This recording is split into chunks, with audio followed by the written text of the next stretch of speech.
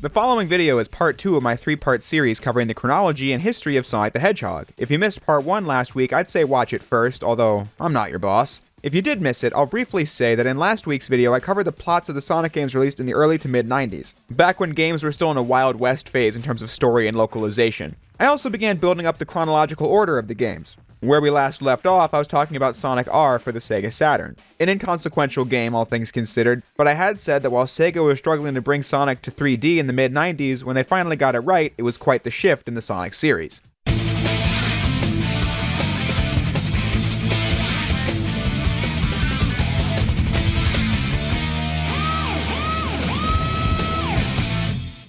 Sonic Adventure from 1998, or 1999 if you live in the West. This game was one of the main launch titles for the Sega Dreamcast and sought to make an impression. Big open 3D levels, more characters, full voice acting and cutscenes, impressive set pieces and visual effects, all the things you'd want to sell a console off of. Now, pretty much all of these things are incredibly dated today, but I get ahead of myself. Sonic Adventure is, make no mistake, a sequel to the games that came before, but was done in a fresh new way. For starters, the recurring cast was completely redesigned by artist Yuji Uekawa, giving each character longer limbs, treads at the bottom of their shoes, and different colored irises surrounding their pupils.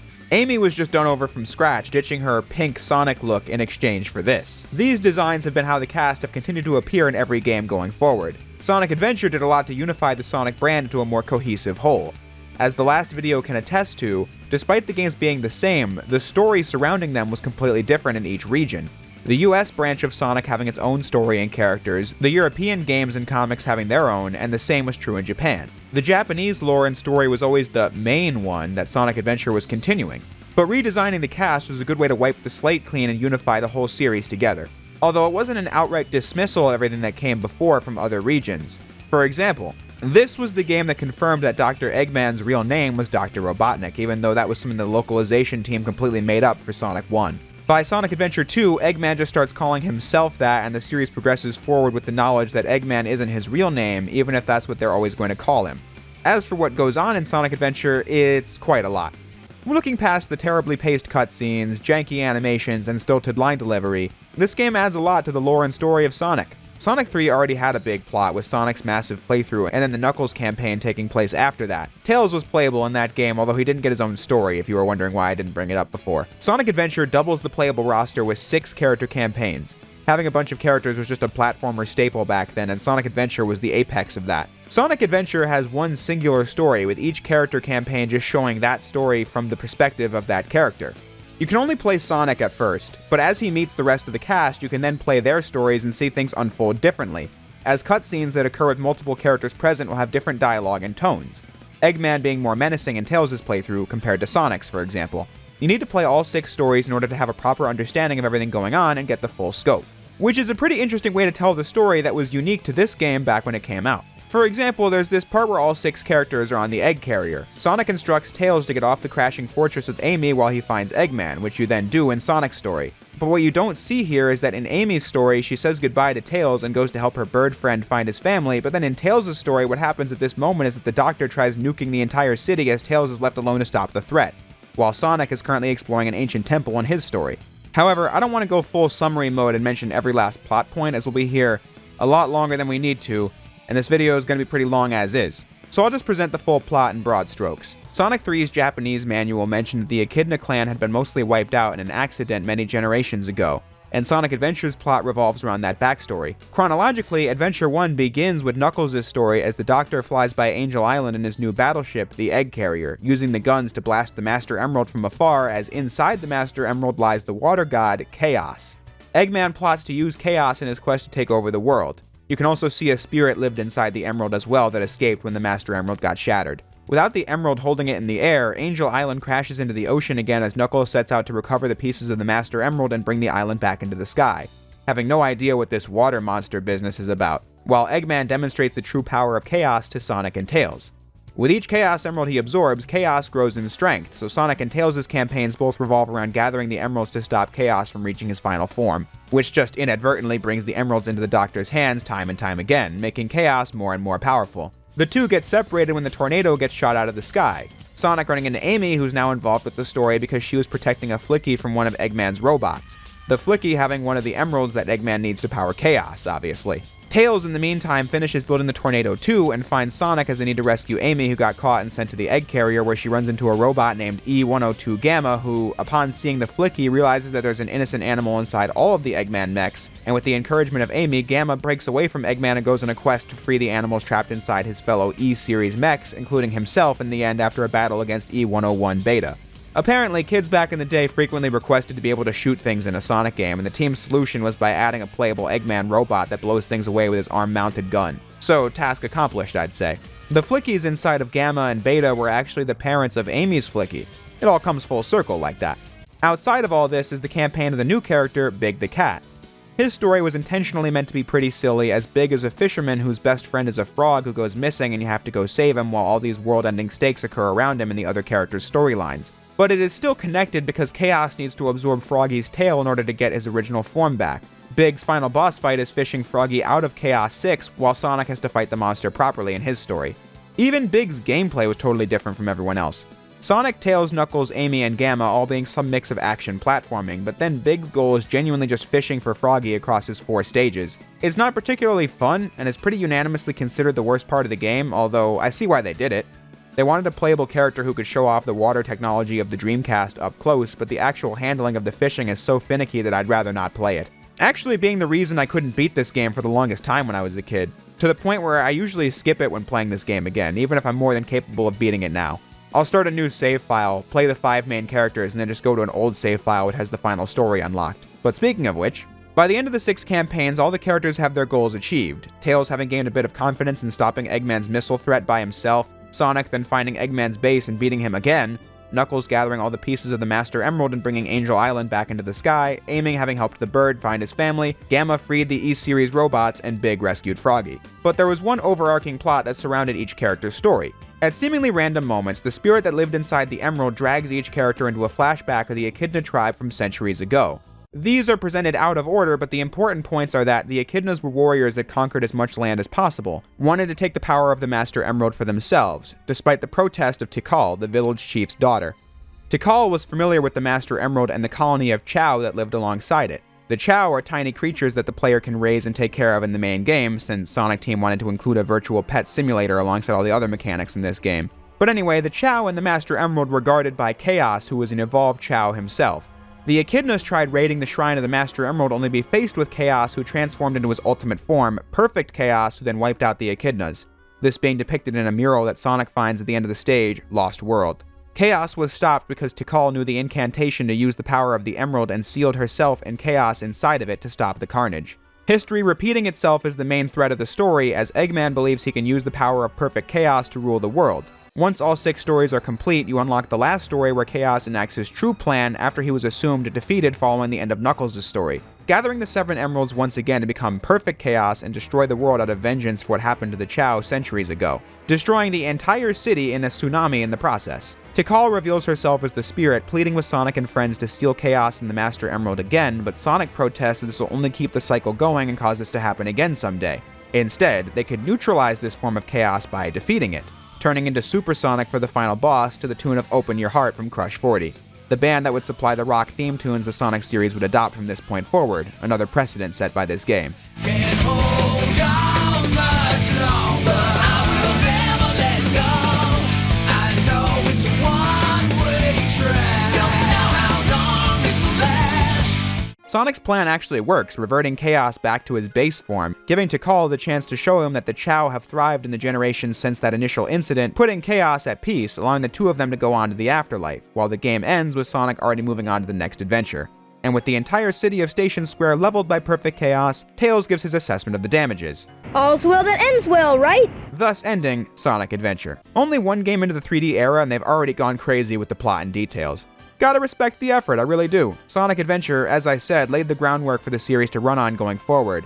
This being the first game where a villain other than Eggman was the final boss, the first game with these new designs and music, these voices for the characters that would stick around for the next 5 years worth of games, and this approach to storytelling that would also stick around for almost every single game discussed in this video. So yeah, it goes without saying that this one is a big deal in the franchise, successfully kicking off the launch of the Dreamcast and remaining its highest selling game. Meaning the dev team achieved everything they set out to do with this one. And from the perspective of our timeline, it's the very next game after Sonic R. Now, the next Sonic game released was Sonic Pocket Adventure for the Neo Geo Pocket Color. This game is famous for being the only Sonic game to get a perfect 10 out of 10 rating from IGN. It's a meme at this point. Even though it's actually perfectly understandable why this is. I mean, it was a handheld Sonic game that pretty faithfully reconstructed the classic Sonic gameplay, much better than the prior era of Game Gear games did. People like to say this game takes place before Sonic Adventure because of the fact that in it you can see Eggman going from his classic design into his modern outfit by the end. However, I'm going to say this game is non-canon, and that's simply because of the rule that games with no story are not canon by default. Seriously, I looked it up. The game includes no coherent story, and the manual in all regions also offers nothing on that. The game was more about the gameplay than ever in a Sonic platformer. It technically houses no story, and because of that, we have nothing to work with other than Eggman changing jackets, so I'm just going to say it's non-canon and move on to the next game released, Sonic Shuffle, which dropped on the Dreamcast in 2000. This game was a pretty shameless Mario Party clone. Even down to the fact that Sega had contracted Hudson Soft, the developers of Mario Party, to make Sonic Shuffle.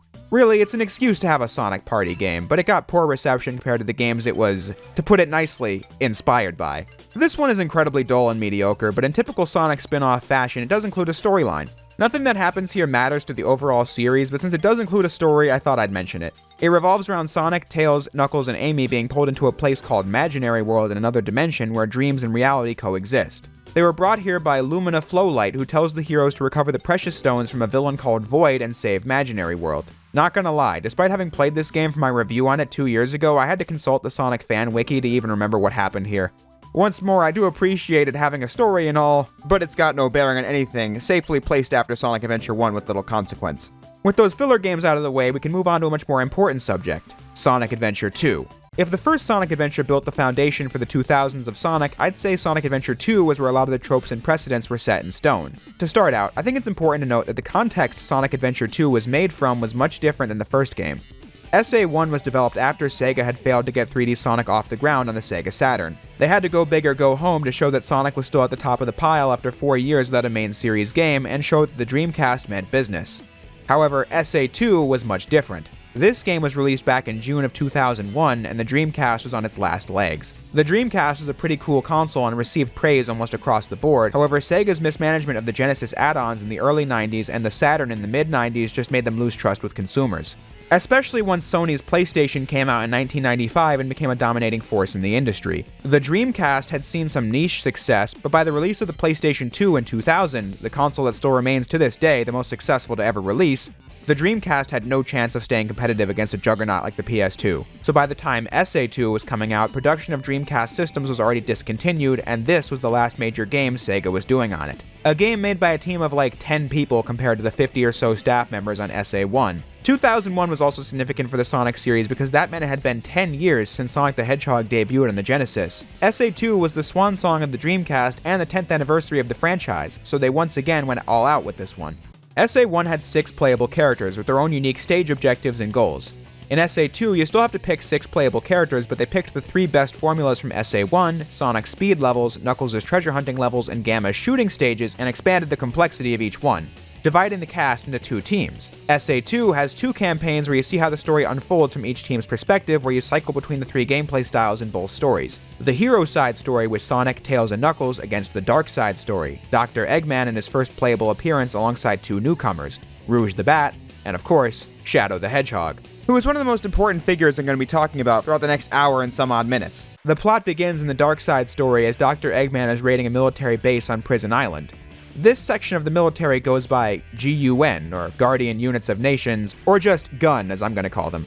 The Doctor uncovered the diary of his grandfather, Professor Gerald Robotnik, who was a scientific genius in his own right. The professor's diary claims that an important piece of research was shut down by GUN and locked away on Prison Island just waiting to be set free, and that was Shadow the Hedgehog, the ultimate life form capable of using Chaos Emerald energy in a way never before seen, mainly through his power Chaos Control, which allows him to teleport around at light speed. Shadow instructs the Doctor to meet him on board the space colony Ark, a research station above the planet's atmosphere where Professor Gerald once worked.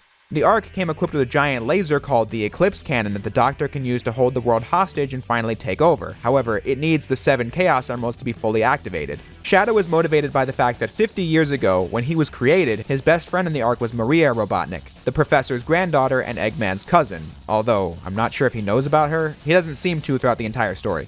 As I was saying, Maria suffered from a terminal disease, and the professor created the ultimate life form, an immortal being impervious to ailments, in the hope of finding a cure for Maria. But when Gunn found out about how powerful Shadow could be when used against them, they raided the Ark, killing most of the researchers, and that death toll included Maria. Shadow was jettisoned from the Ark by Maria before her death, and all he remembers from this is that he made a promise to get revenge upon the Earth for doing this to her. Only he was found and sealed away by Gunn, so now 50 years later he's helping Dr. Eggman with his Eclipse Cannon scheme. The heroes get involved in this story because Shadow made quite a scene blasting through the police and military when stealing a Chaos Emerald, and it's assumed that Sonic is the super fast hedgehog responsible and is promptly arrested with minimal evidence. Busting out of captivity, beginning the hero side story. Over? What in the world? Freeze! What do you think you're doing? Get that hedgehog! Talk about low-budget flights, no food or movies. I'm out of here. I like running better.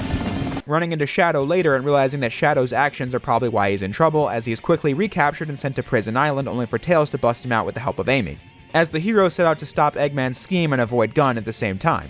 Meanwhile, Knuckles is fighting over the Master Emerald with a thief who stole it named Rouge the Bat, a fellow treasure hunter. Knuckles shattering the Master Emerald himself, knowing he can collect the pieces and bring it back together later. Which brings him into the hero side plot, and Rouge is also a spy working for the President who joins Dr. Eggman and Shadow in the hopes of getting access to the top-secret Project Shadow information. Now, with all that set up, it must be said that in many ways, SA2's story feels rushed. And that's probably because it was. Team of 10 people, like I said, making a game on a dead console. I think many things probably stopped at the conceptual stage or just got cut for time purposes. But to list a few examples, Sonic being mistaken for Shadow doesn't really make any sense, as they don't even look alike. I personally believe this was a plot point they developed way earlier in development, back when Shadow's design was still meant to be a Sonic lookalike, the closest match to the Hedgehog that any Sonic rival had ever been, but they eventually settled on the iconic final design of Shadow that just barely resembles Sonic.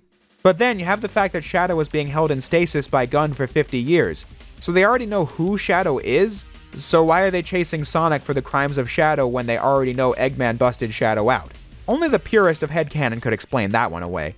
Also, Rouge is a spy for the President, and Gunn answers to the President, but Rouge still has to fight Gunn while working with the Doctor, and Gunn seemingly isn't in on the plan, as Rouge helps Eggman and Shadow steal 3 Chaos Emeralds from Prison Island and use them to blow up the moon with the Eclipse Cannon as a demonstration of power to the people of Earth.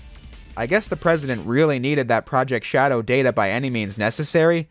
The details get pretty messy here, in a way they almost never did back in Sonic Adventure 1. However, this hasn't stopped SA2 from being one of, if not the most iconic Sonic plot of all time, and that's because of how cool the whole thing is. I mean, the back of the box says it all. Fight to either save the world, or conquer it. 2 sides where each character on the hero side is a direct opponent on the dark side team. That sense of yin and yang being present throughout the entire game. The fans get to play as Dr. Eggman for the first time in a main game, as you see he means business when he's not getting beat by Sonic on the regular, blowing away gun mechs like it's nothing. He has some of my favorite non-speed stages in the game. SA2 gives more backstory on the Doctor in general, showing his extended family and how that history has led to the villain he is now. The Dark Side story introducing 2 mainstay Sonic characters that integrate with the main cast really well, both in how they react to characters we already know, Shadow being more powerful and driven than Knuckles or Metal Sonic ever were, challenging Sonic in a new way, and Rouge bringing out a competitive side of Knuckles as they fight over the Master Emerald pieces throughout the game. But then they also are interesting characters in how they relate to each other. Shadow and Eggman never fully trusting her, but needing her skills to gather more emeralds, working together to pull off a big Chaos Emerald heist on Prison Island in the middle of the story, where Rouge actually gets trapped inside the vault while the bombs are set to go off, and Shadow goes back to save her with Chaos Control, rationalizing to her that he was only saving the emeralds, but the audience knows he felt bad after what happened to Maria decades ago. Maybe there's more to Shadow than just getting revenge. Complex stuff? Perhaps not. But like SA1, it's just a level of story that most platformers did not bother with back then. Especially as this game predated all the amazing boundary-breaking games that would release on the PS2 in the years that followed this game. Ones that made it pretty clear how dated SA2 was in terms of animation and voice acting and sound mixing, my god. Talk about low-budget flights, no food or movies. I'm out of here. I like running better. But still, it's a cool game. One that has a great climax. All story points converge on the Space Colony arc, as Eggman has 6 of the emeralds inside the Eclipse Cannon. The heroes plan on using a fake emerald that Tails created by studying a real one to overload the Eclipse Cannon and shut it down. But in the Dark Side story, you see Eggman detect 2 emeralds on radar, meaning the heroes obviously have a fake one, leading to what's agreed on by most people as the best scene in the game, as Eggman holds Amy at gunpoint in exchange for the emerald. Sonic and Tails think this is the perfect way to trick him with the fake emerald, but he traps Sonic inside the escape pod rigged to explode, and goads Tails into revealing it's a fake before launching Sonic to his death. So, how did you know it wasn't the real one? Tails! Because you just told me, Fox Boy. I think that ranks pretty high to this day for one of the best scenes of Eggman as a villain. But Sonic escapes by using the limited power of the fake emerald to use Chaos Control after seeing Shadow do it earlier, making one final dash for the cannon to use the fake emerald to shut it down. At that moment, Shadow confronts Rouge about her true allegiance, before Rouge instead addresses the fact that the Project Shadow data reveals a true ultimate life form that came before him. Here are the results of the research project called the Ultimate Life Form. But if this picture is of the real ultimate life form named Shadow, then exactly who or what is standing in front of me? And that everything he knows might not be true. His memory might have been tampered with. If you want to live, leave the Chaos Emeralds where they are. The fake emerald is good enough for you. Do you actually believe that you're the real Shadow? No doubt. Even your memories might not be real, you know? Even if my memories are not real, it's still me, Shadow, and I will fulfill my promise to Maria. That's the only thing that matters to me now.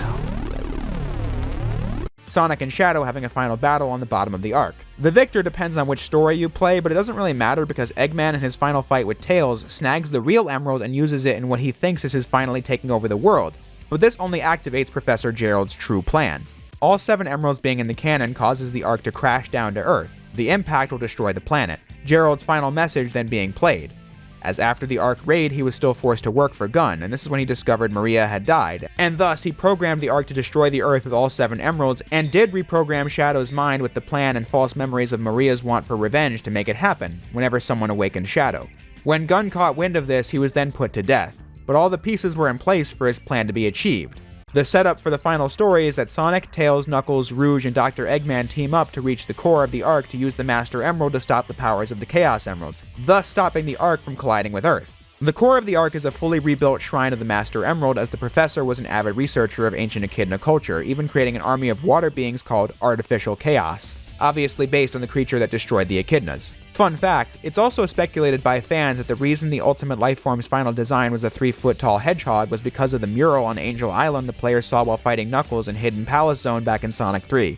The mural depicted Hypersonic's battle with the Doctor to recover the Master Emerald that happened at the end of that game. There has never been an in-universe source that backs that up, but it's a fan theory that does exist, with nothing outright contradicting it. Speaking of Shadow, he's at peace with the end of the world soon coming, but Amy tries getting through to him about how people deserve a chance to live and be happy, which triggers Shadow's true memories of Maria as she, in her last moments, asked Shadow to bring hope to humanity, which makes Shadow realize the colossal mistake he's made as he rushes off to help Sonic and Knuckles, who are faced down by the original Ultimate Lifeform, the Bio Lizard. Shadow's sudden realization of his true memories is another moment that feels kinda rushed to me. To be fair, it was set up earlier that Shadow had a foggy memory of Maria wishing for him to destroy everything, and it was also set up that his memories might be altered, but it's just lucky that Amy happened to say the exact thing Maria really said, or else I guess the heroes wouldn't have been able to save the day. But as I was saying before, this game makes you forget about that sort of thing with cool, unforgettable moments. Shadow battling the Bio Lizard is the final challenge of the game, while Knuckles and Sonic try using the Master Emerald to stop the Chaos Emeralds, which does work, but the Bio Lizard uses Chaos Control to fuse with the station itself to force its collision with Earth. The professor really thought of everything here.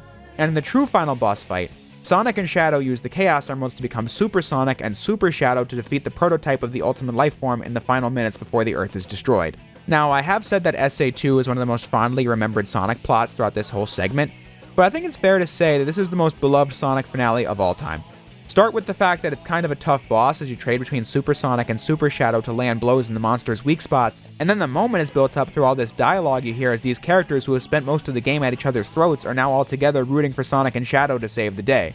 Can you hear me, Sonic? Shadow, you two are the only ones who can stop him now. You're our last. Everyone here is rooting for you. Good luck, and give him trouble. You can do it. Sonic, I think I've discovered what the Ultimate Lifeform is. It might be you. Shadow, I understand. You're unstoppable. Let's destroy this creature now. Everyone is waiting for us back on Earth. Then there's the main theme of the game, Live and Learn, from Crush 40 blasting in the background at full volume. This song basically became the anthem of the Sonic franchise for the next 10 years because of its being associated with this final boss. Every time Crush 40 plays this song live, in fact, all the fans in the audience immediately go crazy and sing to every single word.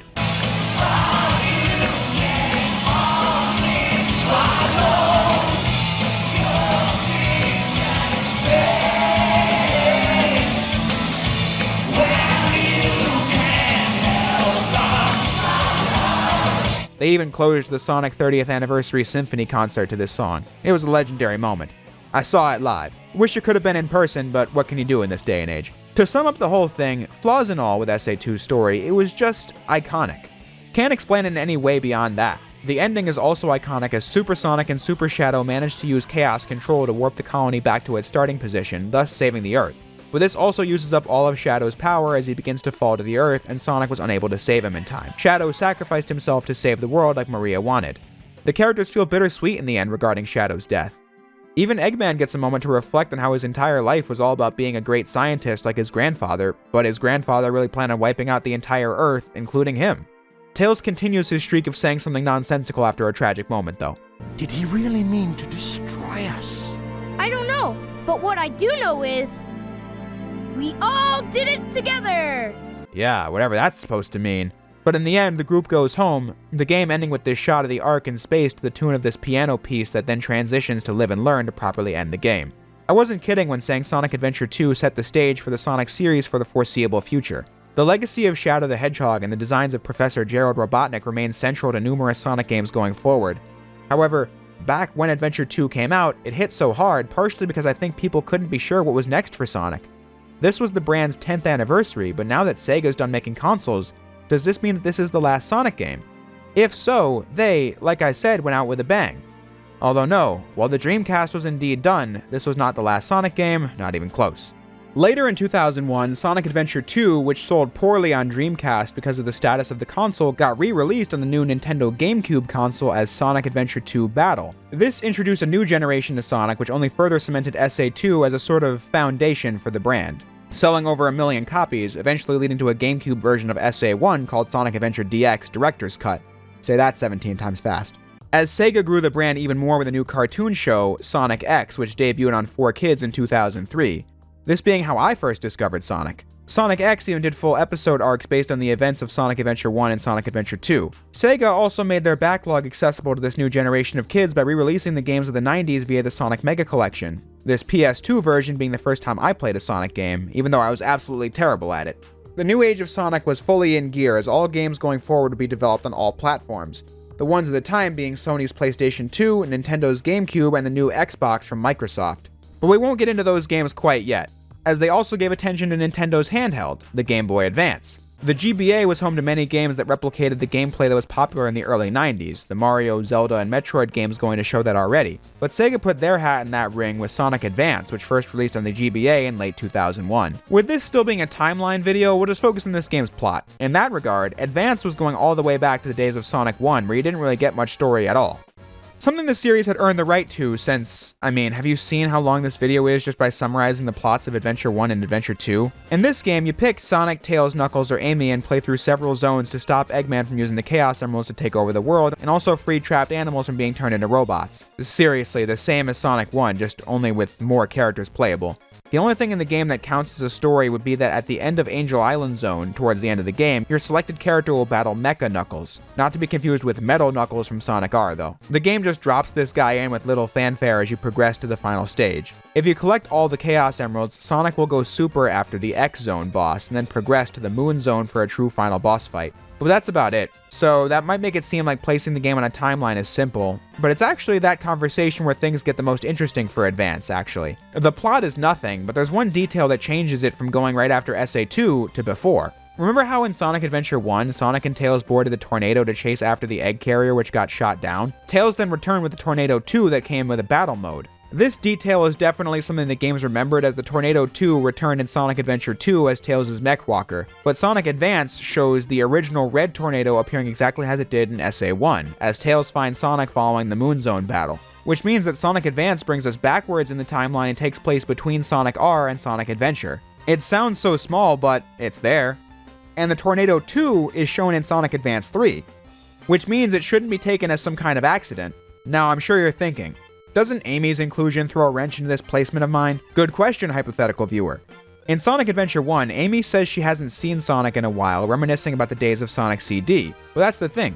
Advance having no cutscenes has got me thinking that every playthrough besides Sonic is a mere what-if scenario, like Tails is in Sonic 3. Sonic's is the only canon one, as he's the only character that goes to the Moon Zone. And even then, while Amy is shown in the ending here, she technically never sees Sonic here, so nothing with SA1 is contradicted.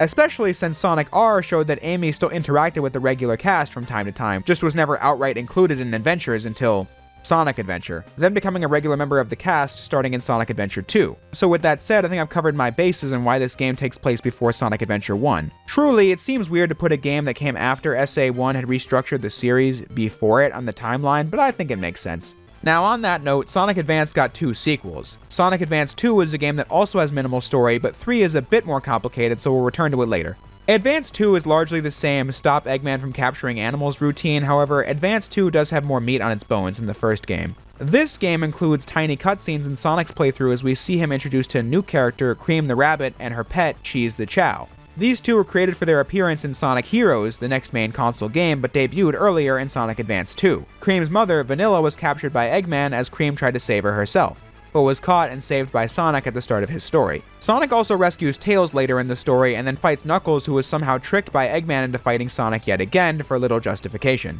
I mean, at least in Triple Trouble we could just look to the fan remake to rewrite it, and then in Sonic Adventure 1, Knuckles fights Sonic not because he trusts anything Eggman had to say, but because Eggman gave him the idea that Sonic was looking for emeralds, and then he saw Sonic with one, thinking it was a Master Emerald piece, setting up Eggman to swoop in and steal it and feed it to Chaos. Here, no such justification for the Red Echidna. While it would be easy to say that Sonic's playthrough is once again the only canon run of Sonic Advance 2, as this game operates like the first game where Sonic uses the 7 emeralds to fight the true final boss, but then I noticed something. At the end of the game, Vanilla is recaptured by Eggman and then Sonic goes super to follow him into outer space and then saving Vanilla for real this time. However, Sonic never saved her in his main campaign.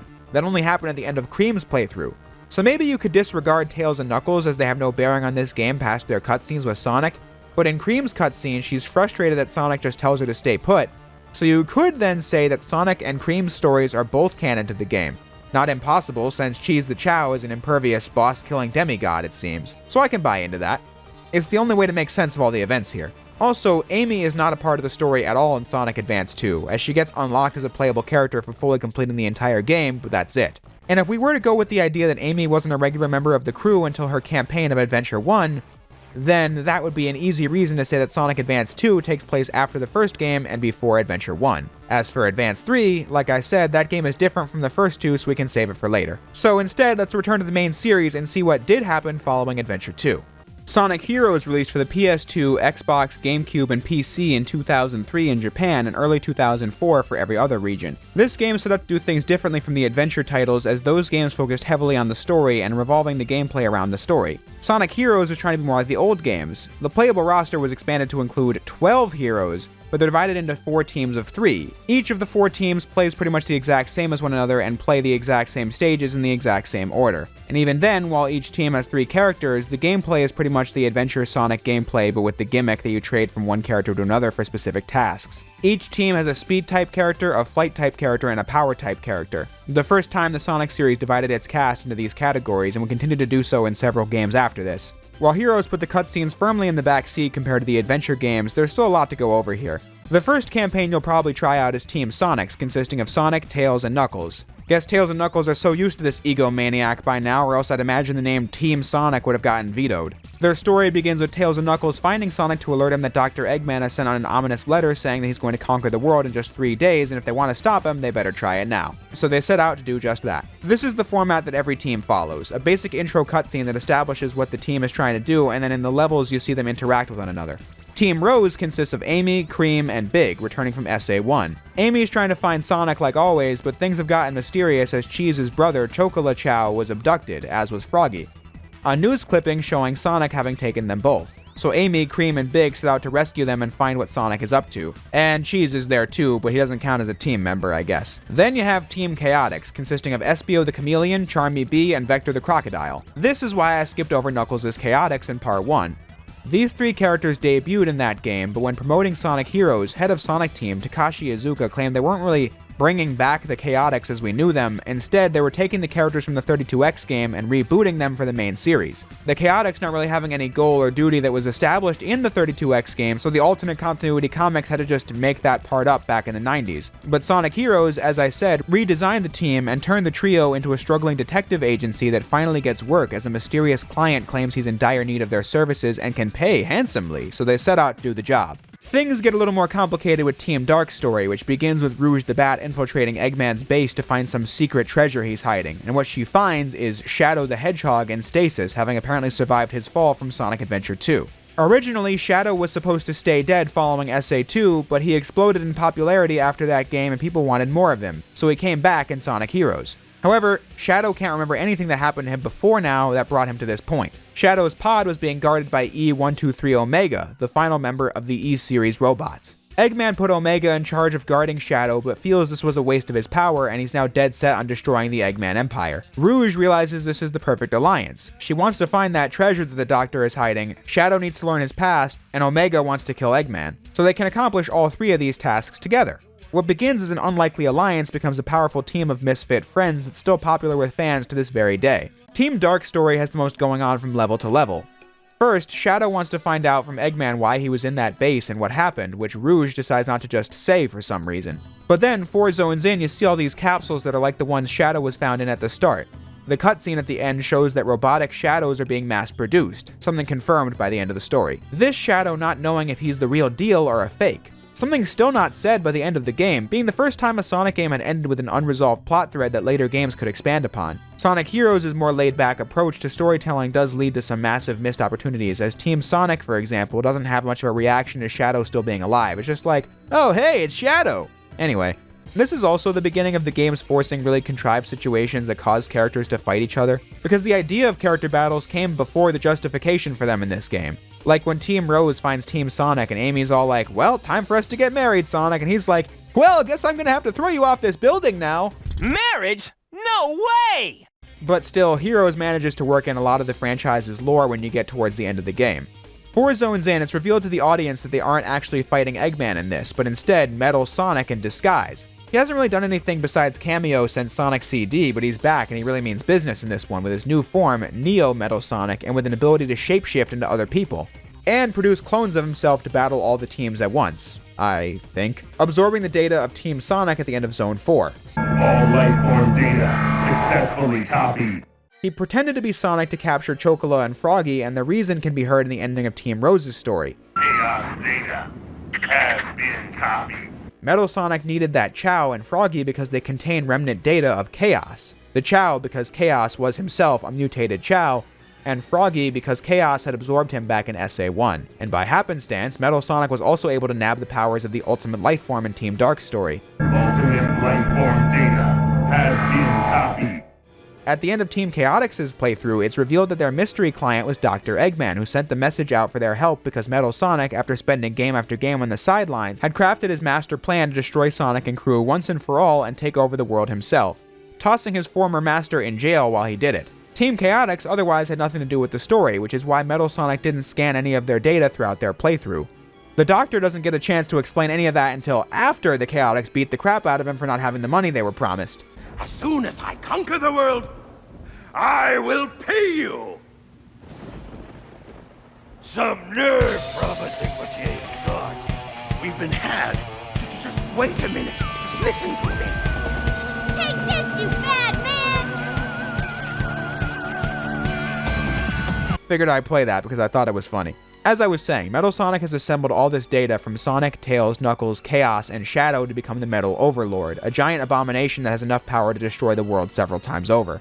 The only hope the characters have is with the Chaos Emeralds, like always. In order to reach the last story of Sonic Heroes, you need to complete all 4 team campaigns and need to collect the 7 emeralds in the special stages. You can do this as any team, Team Rose stages being the shortest, so it's the easiest to get the special stages as them. But for this run, I figured I'd do something interesting and new. In the final cutscene before battling Metal Sonic, each team has different emeralds, but they have all 7 combined. I looked at this and decided to find out what special stages were completed in canon by what teams, since this is a timeline video after all. Here were the results. Team Sonic has the blue emerald, Team Dark has the green and silver ones, Team Rose has the yellow and purple ones, and Chaotix has the teal and red ones. So if you wanted to do a canon playthrough of Sonic Heroes, you'd need to do special stages 1 and 4 as Team Dark, stage 2 as Team Sonic, 3 and 6 for Rose, and 5 and 7 for Chaotix. Thought that would be an interesting detail to point out for anyone curious. Back to the story, I find Metal Sonic pretty interesting in this one, having not had any characterization beyond being cold and lifeless in Sonic CD. Now that he has dialogue, we hear his motivations. He did all this because Metal Sonic was built in the image of Sonic, but after being beaten so easily in Sonic CD, he's become afraid in a way of being nothing but an inferior robot copy of Sonic, overthrowing his master and trying to take over the world to settle it forever. Sonic, I was created for the sole purpose of destroying you. But I can never seem to defeat you. That is why I transform my own body with my own hands.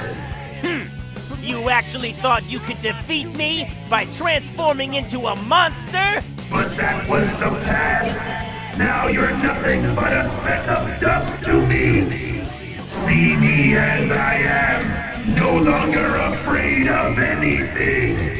But as the game claims through cheesy dialogue, Metal Sonic might have copied all that data, but what he could never copy was the power of these 12 characters teaming up and battling him all at once, as Sonic turns super once more alongside super-powered Tails and Knuckles, who don't get new forms to show it, but they defeat Metal Sonic's new form once and for all just the same.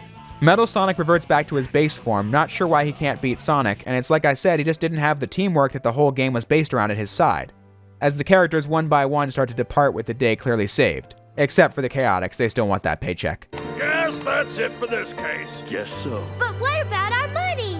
Man, I almost forgot. That slime ball!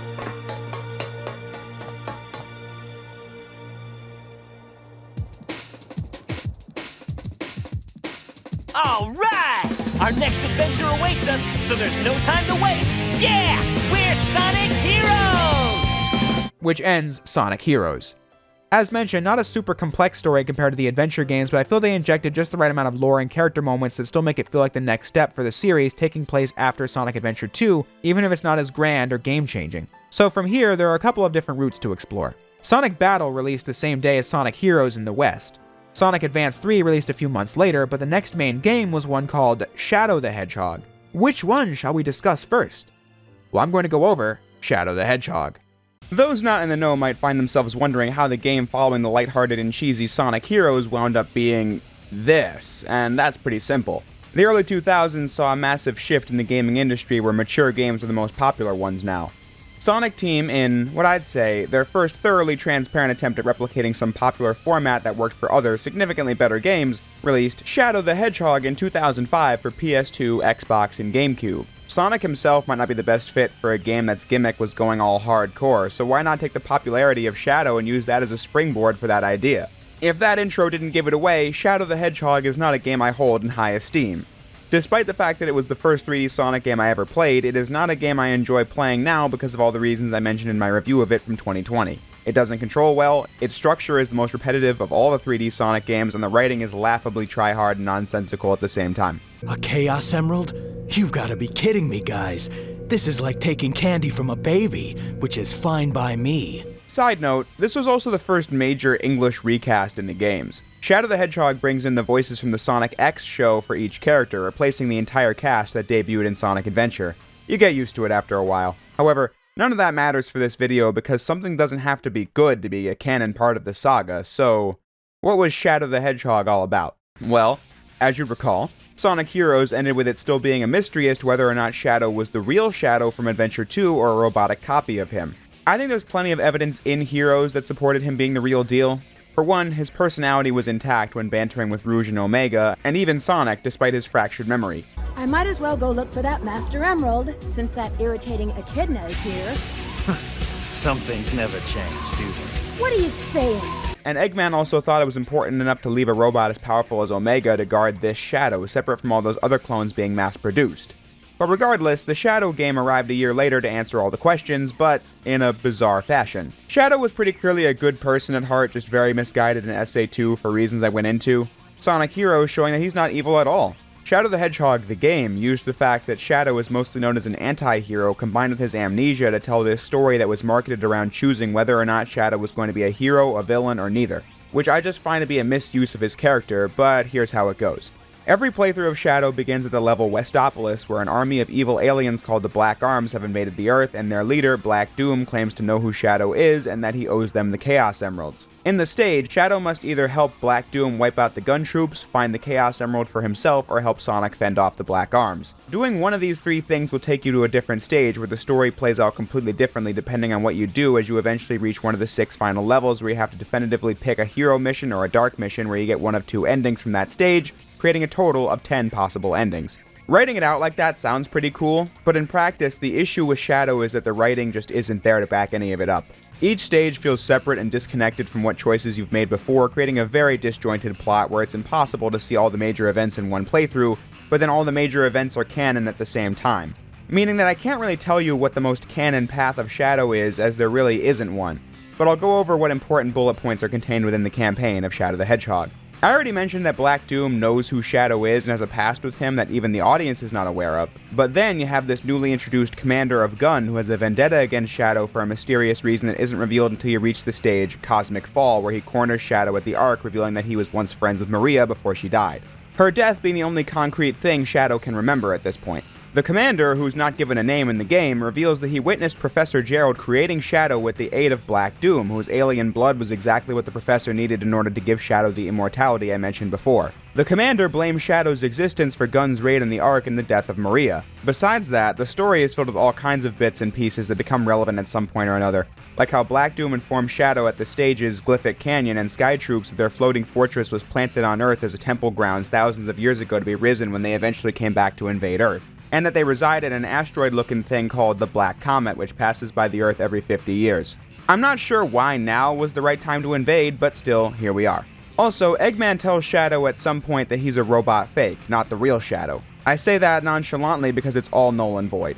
With the different pathways and 10 total endings, there are in fact 326 possible combinations for how to get from the start of the game to these 10 endings, and most of them are disjointed nonsense. But we don't have to worry about that, because getting all 10 endings of Shadow unlocks a fully canon last story mode, where it turns out that none of the possible endings happened at all and were merely what-if scenarios. Because this last story segment begins after Shadow has collected all 7 Chaos Emeralds in the hopes of using them to regain his memories, where Black Doom then uses them for his final plan, using Chaos Control to warp the Black Comet down to the surface of the Earth and begin harvesting humans for the continued survival of the Black Arms. Apparently, Professor Gerald had partnered with Black Doom for Project Shadow, and in exchange, Shadow would gather the 7 emeralds to help Black Doom with this part of the plan.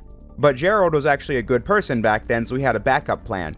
Throughout the campaign, Shadow will see the Chaotix up to something they refuse to disclose, and in the last story, it's revealed by the Chaotix that Gerald's plan to deal with the Black Arms was that Shadow would, when the time came, use the Eclipse Cannon on the Ark to destroy the Black Comet before the Black Arms could take over the Earth. Then, Project Shadow led to the raid, Gerald went insane and created his own plan to destroy the Earth, Black Doom be damned, I guess. Shadow, fueled by his now remembering Maria's wish for him to give hope to humanity, becomes Super Shadow to battle against Black Doom's final form, Devil Doom, to save the Earth, minutes before the Earth is overrun by the Black Arms, while the rest of the cast roots for him from below. The biggest slap in the face of all is that this boss fight takes like 4 minutes max, but the developers snuck in the biggest detail of the whole game for players who wait until the 9-minute mark. At that moment, Eggman will chime in and say this. Shadow, can you hear me? This might be the last chance I have to speak to you, so what I said about having created you, it was all a lie. Everyone thought you died during that horrible incident, but I rescued you with one of my robots. You'd lost your memory, that's all. You really are the ultimate life form my grandfather created. Yeah, this Shadow is the real one from SA2, not a cheap fake. I don't know why they took such an important detail so far out of most players' reach, but here we are.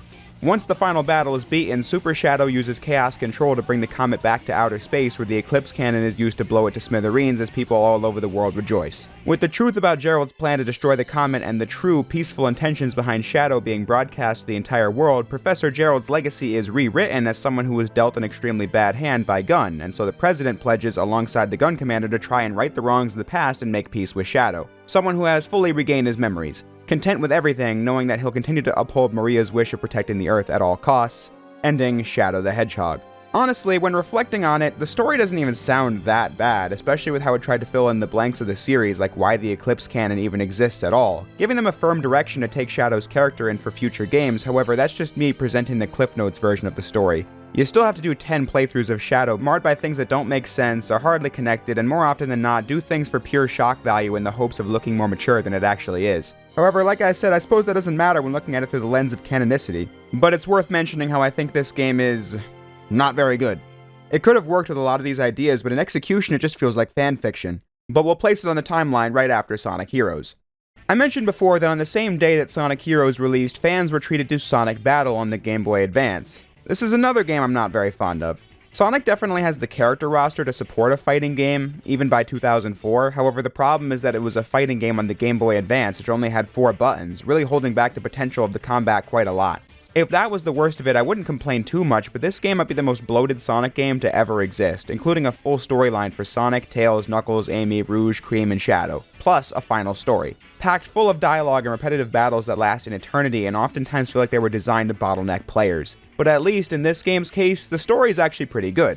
No joke, I genuinely think the GBA Sonic fighting game has a cool story. It begins with Dr. Eggman trying to control a new mech. This one he read about in Professor Gerald's diary, and it's called a Gizoid, but since it doesn't respond to anything, the Doctor, in his infinite wisdom, just tosses the Gizoid into the ocean as it washes on shore for Sonic to find. Sonic and friends learn that the Gizoid starts out as a complete blank slate, but if you insert Chaos Emeralds into it, then he'll grow in consciousness and strength, developing a full personality after just a couple of them. They call him Emerald because he's powered by Chaos Emeralds. One of Emerald's strongest abilities is how he can see the actions and behaviors of others and copy them perfectly, which translates to the game as you can mix and match the light and heavy combo attacks of other characters to transform Emerald into the strongest character in the game, picking only the best and most powerful moves from the rest of the cast.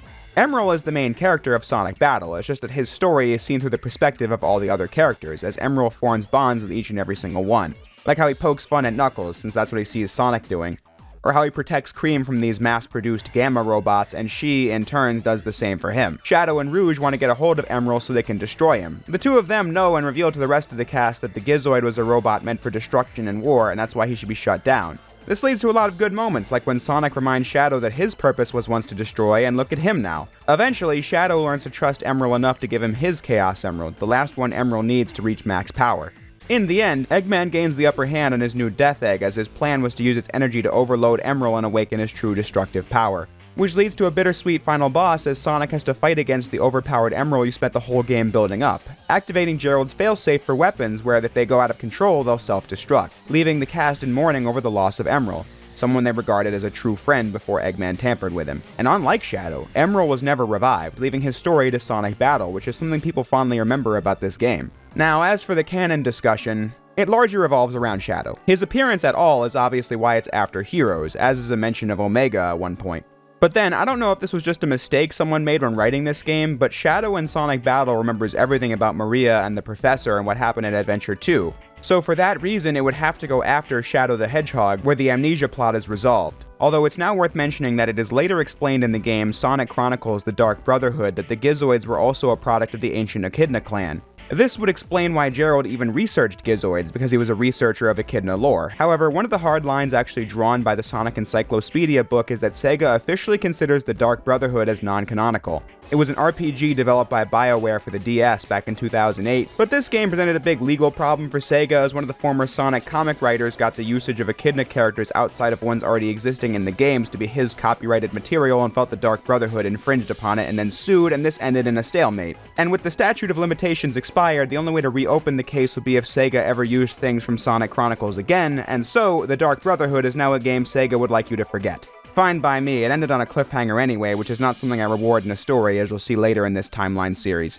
I'm spending this time on the Dark Brotherhood now during the Sonic Battle segment because it's the only natural point to mention that little bit about Gizoid lore. I'd like to believe that info about Gizoids and Echidnas can still be headcanoned, even if that game has been thoroughly disowned.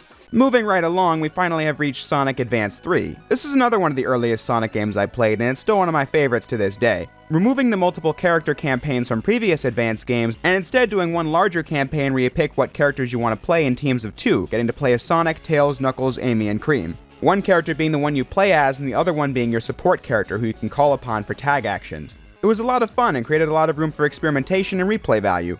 The plot for this one's still pretty simple, being a game focused on the gameplay, but it does have some lore ties. Eggman uses Chaos Control to turn the world into 7 pockets of reality, and it's up to Sonic and friends to gather the emeralds and turn things back to normal. All that's pretty standard fare, but what's new is Eggman's latest robotic companion. In Sonic Battle, Eggman had already tried creating duplicates of Emerald that weren't as good as the real thing, but here he's perfected the technology, pitting Sonic and crew against Gemerald, who can merge with machinery, like Eggman's boss mechs seen throughout the game. But it seems like Eggman can't catch a break from robots turning on him as Gemerald steals the Chaos Emeralds at the altar of the Master Emerald and uses them to reach his ultimate form, Sonic then becoming Super Sonic and directly teaming up with Dr. Eggman to defeat Gemerald, and we get a pretty cute resolution to the Emerald storyline in the ending, as we see that Gemerald was later recovered by Cream, who brought him to Tails so they could reprogram him to become something like the robot they once knew, and that's exactly what happens. Gemerald is never seen again in the games past Sonic Advance 3, but I think it was really cool how this game had played off the storyline of Sonic Battle, giving that a bit of closure as they made the final Sonic platformer for the GBA. As for where we go from here, I figured I'd take the time now to address the Sonic Riders series. These are spin-off racing games where Sonic and crew race on hoverboards called Extreme Gear. Sonic Riders 1 is one of my favorite Sonic games, definitely my favorite spin-off the series has ever done. It's just so cool doing tricks off of ramps and such with fast-moving hoverboards. It feels perfectly in style for Sonic the Hedgehog. The sequel, Zero Gravity, never appealed to me as much with its more automated gameplay, and the less said about Sonic Free Riders on Xbox Connect, the better. Still probably the most miserable time I've had playing a game, but hey, the video was funny. Dude, that was the worst game I've ever played in my life. The Riders series is definitely taken as canon, as the Tails Tube videos and the official Sonic social media have mentioned their events before. The Babylon Rogues introduced in the Riders games also become characters in the comics. However, when I conceptualized this video, I decided to decanonize them from my headcanon simply because I felt like it was really weird to just have these hoverboard adventures filled with their own story and lore tossed in alongside the main series. Not that goofy side adventures haven't been included before, but then there's the whole vibe and aesthetic of Sonic, Tails, and Knuckles having sportswear before they even get hoverboards. And then Eggman being the CEO of a corporation while also battling Gun just feels clashing. Not like he keeps his world-dominating interests a secret. Well, I guess it's possible, but it feels out of place. However, minor spoilers for a minor detail of Sonic Frontiers, skip to this point to get past it. The Babylonians are mentioned by name in a text blurb from Eggman and Frontiers, canonizing the Riders games officially. Well, the first two at least. It seems Sega has also disowned Free Riders since it doesn't get a chapter in the Encyclopedia. While I'm here, I might as well mention that Frontiers also canonizes Tangle from the IDW comics as well, and even states that Styx the Badger from the Sonic Boom universe does exist in the Prime universe. Frontiers also mentions things I've discussed in this video, like how Eggman did indeed begin calling himself that out of spite for Sonic, and how he never knew Maria. But I was talking about Sonic Riders. I couldn't work it in if I wanted to, since the timeline animation you've been seeing was made months ago before this revelation. So now my stance on Riders is that it is canon, I guess, but you can place it wherever you see fit since I don't have room to work it into mine. So now for what is next. Sonic the Hedgehog released in the PlayStation 3 and Xbox 360 in 2006. This game is always referred to by fans, and at this point officially by Sega, as Sonic 06, and that's what we shall call it for the rest of the video. Now, many people are probably thinking, what the? 06? Isn't that supposed to be a reboot that failed? Well, not quite. I believe that idea is a misunderstanding of something Yuji Naka said when promoting the game. He likened their intention to Batman Begins and Spider-Man 2. Batman Begins obviously being a reboot of the film continuity, which is why I think people thought their intentions were to wipe the slate clean, but he also mentioned Spider-Man 2, which is a sequel. So what he meant was that he wanted the first Sonic game on next-gen hardware to be a big, spectacular blockbuster. Of course, this didn't go as intended. Sonic 06 is one of the most infamous video games of all time as it was released in a thoroughly unfinished state with bugs and frustrating gameplay galore. It's quite tragic, honestly. This game wanted to do something big and delivered upon none of it thanks to its rushed development and mismanagement, forever tarnishing the reputation of Sonic Team and the Sonic franchise as a whole. However, what is the story, and how does it fit into the larger series? Well, Sonic 06 is a time travel plot with 3 character campaigns, meaning it won't be easy to explain, but I'll do my best, as if this video wasn't long enough already. Sonic 06 is split into 3 campaigns, one for Sonic, another for Shadow, and then for the newcomer, Silver the Hedgehog. Let's begin with Shadow's story. The game takes place in the country of Soliana as Shadow the Hedgehog is seen raiding Dr. Eggman's mountain base nearby. Shadow is now a fully deputized agent of Gun, having really made peace with his past in the Shadow game as the President and the Gun Commander were equally interested in that. It makes sense to me. Shadow's goal is to ensure peace on Earth, and why not do that as an agent where he has all the benefits of a team supporting him, including Rouge. It makes sense that Shadow and Omega follow Rouge in being Gun agents, giving them something to do in these stories that's different from the main cast. especially since Sonic Battle showed how Shadow was kinda aimless without a goal to achieve. Anyway, Shadow was raiding this base by order from the President to search for Rouge, who was sent here to locate an artifact called the Scepter of Darkness that the Doctor got his hands on. But after escaping, they're cornered by Eggman at Kingdom Valley, the ruins of the old Soliana castle that got decimated after a failed experiment called the Solaris Project. The ensuing fight caused the scepter to smash onto the ground, releasing an evil spirit within that takes the form of Shadow's shadow and introduces himself as Mephiles the Dark, who clearly holds a deep grudge against Shadow, despite him having no idea who this is. Mephiles then just teleporting Shadow and Rouge hundreds of years into the future as they need to find a way back. This future is the home of Silver the Hedgehog, a telekinetic hedgehog who can fly and lift objects with his mind. The world has been utterly ravaged by a fire demon called Iblis that Silver alongside his friend Blaze the Cat fight against on the regular, never being able to kill it for good, until one day, a mysterious black hedgehog called Mephiles the Dark convinces Silver that it's entirely possible to travel back in time to when Iblis had yet to be freed and kill the person responsible for unleashing him, to the astonishment of Silver, who is desperate to save his home. The Iblis trigger is Sonic the Hedgehog, as Silver and Blaze are sent back in time by Mephiles to kill this guy.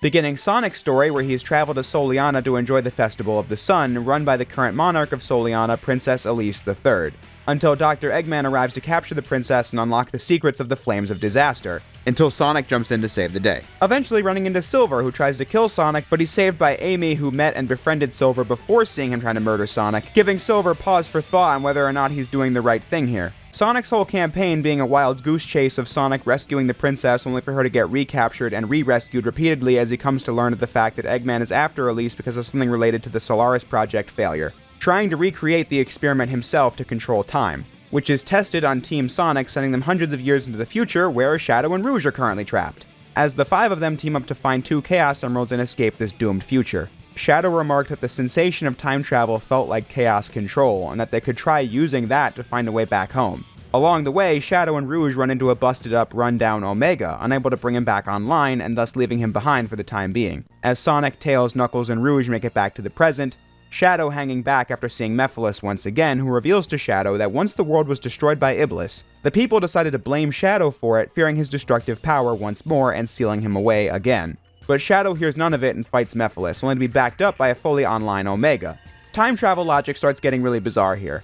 I mean, you already have the fact that there exist 2 versions of Mephiles in the story. The Mephiles that Shadow accidentally unleashed is the present version of the character, and the one that tells Silver he needs to kill Sonic is Mephiles from the future. Something the game never really explains, just something you can extrapolate given the different temperaments and slightly altered designs between the 2 versions of Mephiles.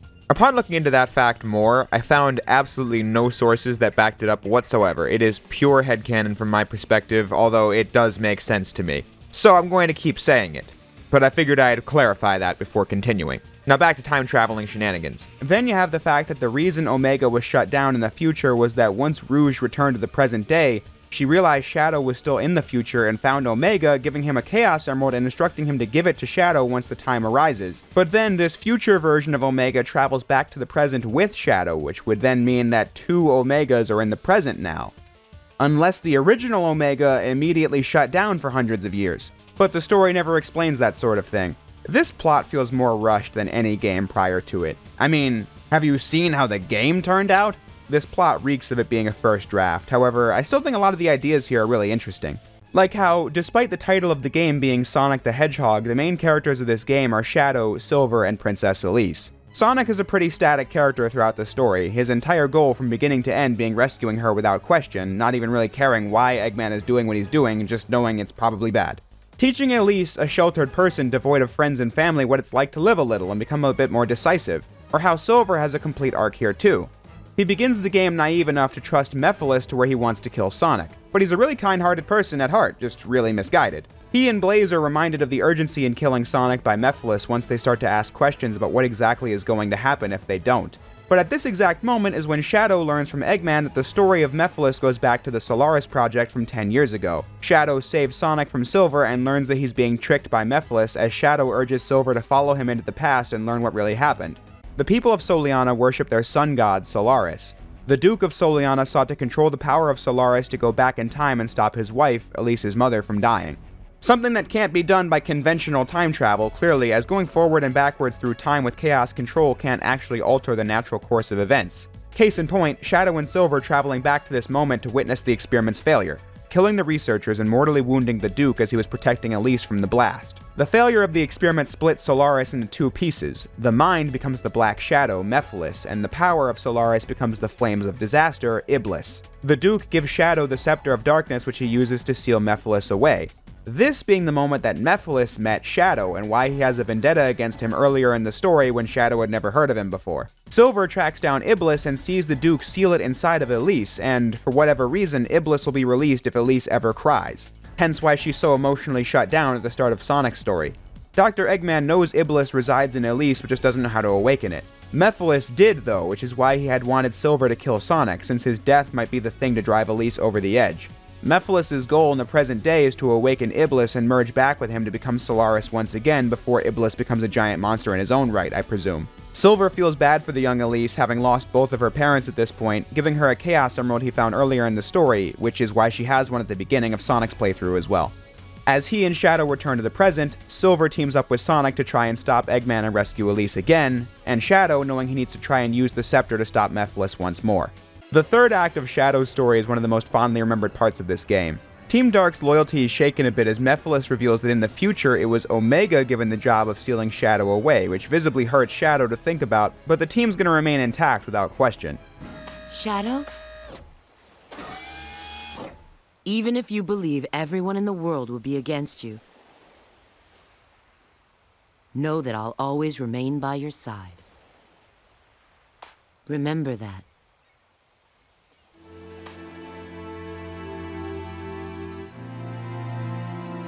I will.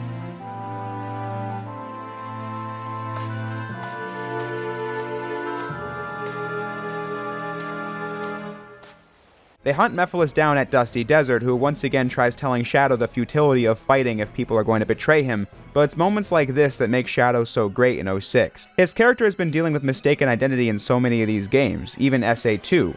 But in 06, he's got no worries about the past, as a result of the Shadow game, nor does he fear the future, which is why he still fully trusts his teammates, and he's going to do what's right and fight Mephiles, who is now so powerful that he can't be contained in the scepter, surrounding the team with an army of Mephiles clones, so Shadow has to use his true ultimate power, ending Shadow's story with the character's coolest moment of all time. Why risk your life for those who will persecute you later? If the world chooses to become my enemy, I will fight like I always have.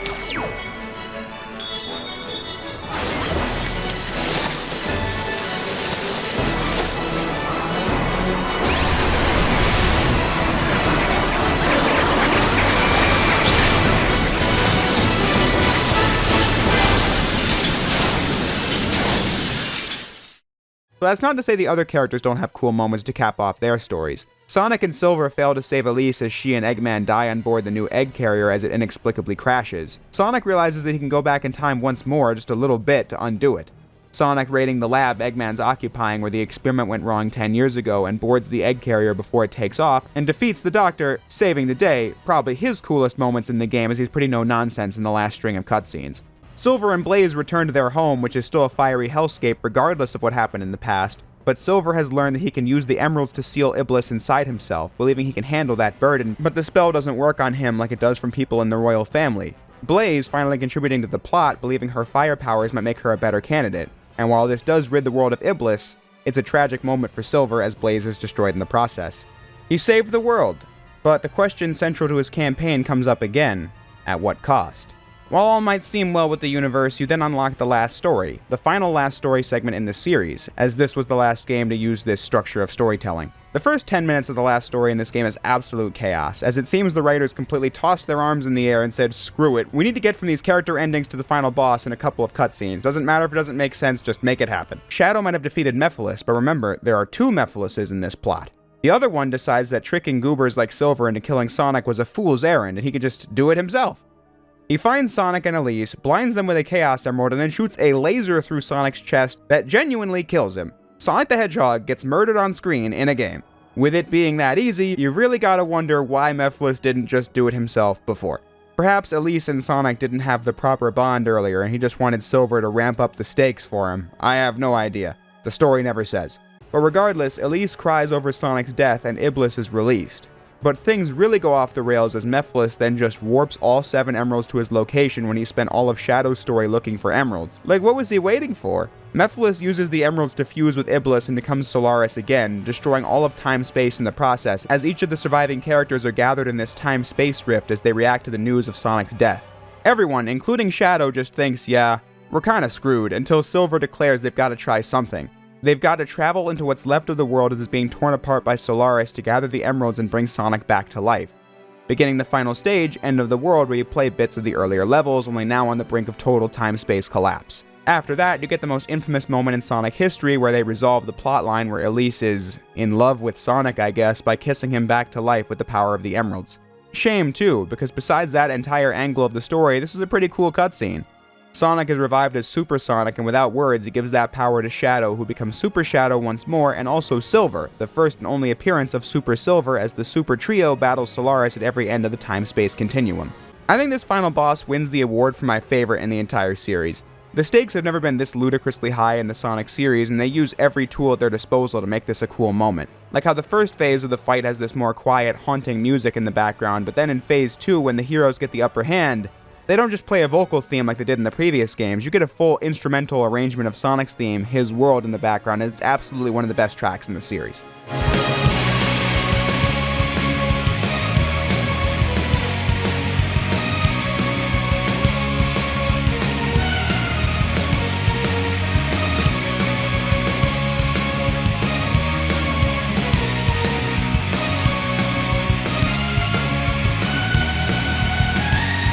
Once Solaris is destroyed, Sonic and Elise are taken back in time once more, back to when Solaris was merely a flame, one that the Duke planned to use to alter time like I mentioned earlier. The world is irrevocably messed up after Solaris just destroyed time and space, so their only recourse is to blow out the flame of Solaris before the experiment ever took place. Elise doesn't want to because throughout this whole adventure she's learned what it's like to have fun and enjoy things, but Sonic, consistent with his whole philosophy in the game, encourages her to do it because it's the right thing. Sad that history will be changed forever, but glad the time that was spent happened at all. After she blows out the flame, history is changed forever. The ending begins at the Festival of the Sun that Sonic's campaign started on. Only Dr. Eggman doesn't arrive to wreak havoc because the Solaris project never happened. Sonic is here just seeing the sights, but the entire adventure just never happened. Although Elise gets a sense of familiarity as Sonic blasts by. Ending the game on a positive but sad note, as all the major characters went through a really major arc, but it has been undone to stop Solaris from destroying the world, or being misused in the first place. Now, with that long-winded explanation wrapped up, you might wonder, what does that mean for Sonic 06's spot on the Sonic timeline? I mean, the plot of the game never happening would mean that it's not canon, right? Well, no. Sonic Generations, a later game, confirms it exists in the multiverse, if that's what you want to call it. But even looking at the logic of 06, the story of the game is not completely erased. What happened is that they created an alternate timeline. Timeline A, as we'll call it, goes from Sonic Advance 3 into Sonic 06, because the Solaris project happened and failed. But the events of the game caused this timeline to become defunct. In Timeline B, the flame of Solaris was blown out before then, so the experiment could never happen. This completely alters everything going forward. 06 is canon, just the timeline splits as a result of it, and from there, I can now explain the fallout Sonic 06's story caused the series. Starting with Sonic Rush and the Nintendo DS. This game was released in 2005, and you might have been wondering why I skipped over it before, and that's because I'm marking it as the first game of Timeline B, following the divergence of 06. This game was actually the debut of Blaze the Cat.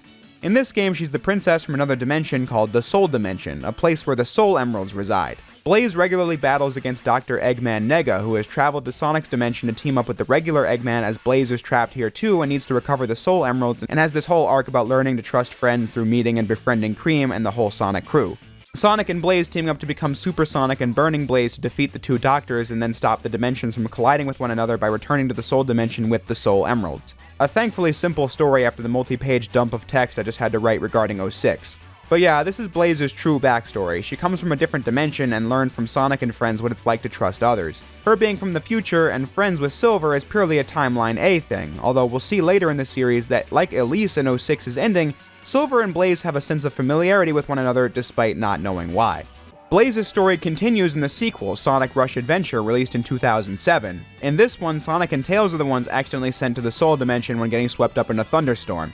although they don't know they're in another dimension for a while, as they spend the first act traveling with an island native called Marine the Raccoon. The situation is not clear until running into Blaze while fighting with the local robot pirates over something called the Jeweled Scepter, as is revealed at the end that Eggman has teamed up with his alternate dimension counterpart once more, only in his dimension this time, as Sonic and Blaze use their respective emeralds once more to become Super Sonic and Burning Blaze to defeat them, as Sonic and Tails finally find a way home. Not much really goes on in this one, so I'm just going to safely place it after the first game. Now that we're almost finished with part 2 of the video, I realize I still have a lot of time travel and dimension hopping to talk about.